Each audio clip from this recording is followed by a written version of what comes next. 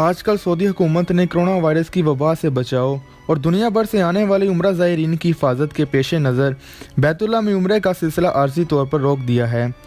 और किसी भी शख्स को बैतुल्लाह के अंदर तवाफ़ करने की इजाज़त नहीं है। इस खतरनाक कोरोना वायरस के फैल जाने के खौफ से जहां पूरी दुनिया के मुख्तलिफ मुल्कों की जानब से सियाहती मकामात के साथ साथ शहरों का लॉकडाउन जारी है, वहीं सऊदी अरब ने भी उम्रा ज़ायरीन पर आर्जी तौर पर पाबंदी आयद कर रखी है और काबे का तवाफ़ रोक दिया गया है और साथ ही मस्जिद नबी का बाबे जबरील भी आर्जी तौर पर बंद कर दिया गया है। उम्रे की बंदिश का ये हुक्म सऊदी शहरियों और सऊदी अरब में मौजूद गैर मुल्कियों दोनों के लिए है। तहाँ मक्का में मौजूद ज़ायरीन बैतुल्लाह की बलाई मंजिलों के बरामदों में तवाफ़ करने में मसरूफ़ हैं। तवाफ़े काबा इंसानों के लिए तो रोका जा सकता है, मगर अल्लाह ताला के घर का तवाफ़ रुक जाए ये क़यामत तक नहीं हो सकता। और ये बात उस वक्त सच साबित हुई जब ईशा की नमाज के बाद परिंदों के एक ग्रुप ने खाना काबा की फ़ज़ाओं में खाना काबा के गिर्द तवाफ़ करना शुरू कर दिया। इस खुशनुमा मंजर को देखकर हरम में मौजूद ज़ायरीन नारे तकबीर बुलंद करने लगे और कुछ लोगों ने इसकी वीडियो बना ली, जिसको वायरल होने में बिल्कुल टाइम नहीं लगा।